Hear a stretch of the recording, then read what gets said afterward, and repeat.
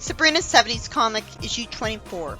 After Sabrina is warned that Della would mistreat her if she did something good in her good mood, which is just time-wasting padding that makes me wonder why she didn't mistreat her all the other times, Sabrina notices that on a windy day, a cop is chilly, and she somehow thinks it's a good idea to zap up a sweater for him after the beginning, when she should have known that not only would that scare him, but it'd get him in trouble for not wearing the uniform. In fact, he's told to get rid of it right away. And she never even reacts to that failure, when she should have heard it. Still, he could take the sweater home and wear it there. Then, because it starts raining, she zaps an umbrella to the officer. Won't Della count this as an evil deed? I guess not, since it's an accident, but maybe she's so used to expecting evil deeds that she assumes she was just joking and pretending to help him. Seriously, why wouldn't he be allowed to have an umbrella? Then someone hopes her plant will grow, and Sabrina thinks it's a good idea somehow to make the plant grow way too much in front of her. She has no impulse control. That would just scare her. Then, more justifiably, some eggs fall out of a woman's grocery bag because the bag rips. So Sabrina uses magic to save the eggs because they bounce harmlessly off the ground.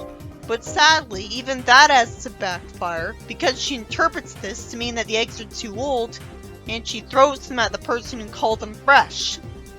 Isn't it obvious Sabrina should have "they can't question it" as a part of her spells? Instead, the story ends with Della being proud of Sabrina. In the comedy page, Hilda says that she still picked up splinters from riding her broom, so she asked to borrow her surfboard to fly it instead. And I like her being happy, saying that this is so much better, in spite of the surfboard being associated with younger people. But I'm wondering how she's not falling off it. I guess she has a spell to keep herself on it a little. Maybe her shoe now has iron in it and it's got a magnet on it. Wouldn't she have a "don't pick up splinters" spell? In the next comedy page, Sabrina wants Harvey, who's finally a football player, to throw a pass. And the story ends with Sabrina's spell backfiring because he makes a pass at a woman instead. Because apparently, Sabrina's inner jealousy caused her to subconsciously worry about that. Even when the comic has him be in his sitcom position, he still sucks at it. In the next story, a woman stupidly scares Harvey with the growling dog of hers while being happy. She says he might tear Harvey to shreds, but then she tells him that he can pet it if he wants, even though she knows it bites. She must be sadistic. But somehow the dog doesn't bite, so she tells him to come over to the park where she could let him give the dog some orders. Sabrina jealously thinks the girl's gonna steal Harvey from her. Ambrose sees Sabrina, who wants to turn Cynthia into a frog but doesn't. And because he feels sorry for her, he decides to help. But fortunately, he actually isn't going to turn Cynthia into a frog. Instead, he calls up Della the head witch. Imagine if anyone could call up the president like this. What if she was busy? Instead, she's fine with getting suddenly summoned to him. Ambrose tells her that Sabrina needs a puppy. Della immediately decides to give her one. Huh? That's sweet. What's the catch? Sabrina says that because the dog's from the head witch, he's one of them. You mean a witch? So Cynthia makes fun of how small the dog is. And Sabrina tells her to release her dog on her puppy, who's able to run behind a fence and transform into a talking lion. This scares the dog, and when the puppy scares him again it's a gorilla, he runs into Cynthia, who comes to the logical conclusion that Sabrina's got a beast hidden in those bushes. The dog gets scared away one final time and drags Cynthia away with it, as I think about how much better this magical dog is than Sparky. In the comedy page, there's a ringing sound in Sabrina's class because the dismissal bell rang 5 minutes early, thanks to Sabrina. If the teacher noticed this, she wouldn't dismiss the students anyways. Maybe her dismissing the students is part of the spell. In the next comedy page, Della nags Sabrina for not casting curses in front of a jury. And she's somehow supposed to be funny, as Sabrina explains that she can't hurt anyone who hasn't hurt her. It goes to show you how doomed to be useless Della has to be for the premise of the series to continue on as normal. that this kind of trial is restricted to a short comedy page despite all of the build-up to it. In the next comedy page, Sabrina complains about how she's got much more homework to do because she's got to study magic. Even though I can imagine all the most useful spells would be really easy to imagine properly, like teleportation and creation.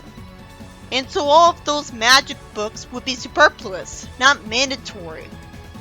Then we see Hilda give Sabrina an awful tasting witch's brew, which is at least vitamin enriched, showing that she's well-meaning. But because her brews taste bad, Sabrina tops them off with whipped cream, rather than casting a spell to make it taste like whipped cream to her. The next comedy page starts out with Sabrina randomly flying over Salem the town and saying that's just a place to help her brush up on witchcraft, as if she only happened to fly over here and decided to come here on a whim. She goes to a library and asks a witch for a book on advanced witchcraft, and she warps away, somehow expecting Sabrina to follow her to a place she's never seen before.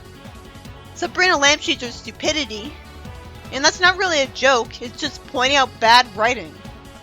This was supposed to be a comedy page? In the next story, Harvey says he'd love to ski like an expert. Then he laughs at Sabrina's encouragement because he doesn't have any skis, being much smarter than her. She casts a protective spell on him to protect him in the slide of his life, somehow not realizing that he'd just be terrified and this is only punishing him. This kinda makes sense if you imagine that she's doing this just to punish Harvey for laughing at her, but that's really extreme.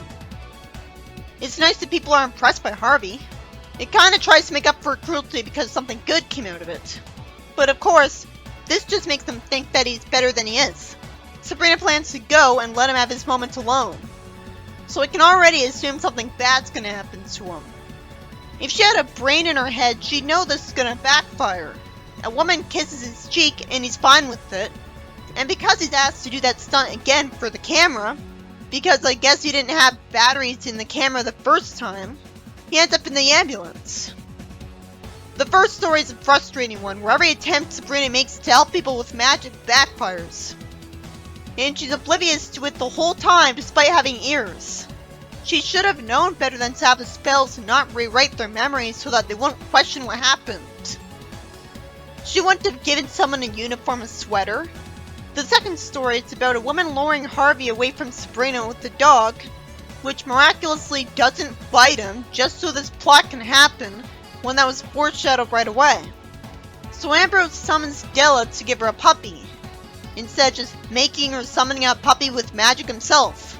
Maybe he sucks at that kind of spell. It scares the dog away by transforming. Or Sabrina could have just used magic to change the woman's mind about being with Harvey.